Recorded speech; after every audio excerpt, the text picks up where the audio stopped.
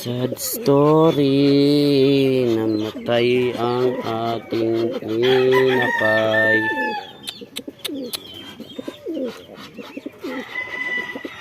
Fly high.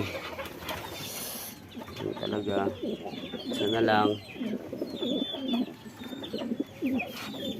sama sa pag-iibon niyan. Ito healthy. Healthy to.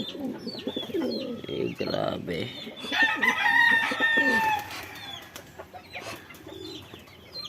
Tulog eh. Yun yung amaw. Sorry, napakadami ng kulungan ko. Okay lang yan. Baka last na muna na painakay yan. Ikaw. Dapat ka.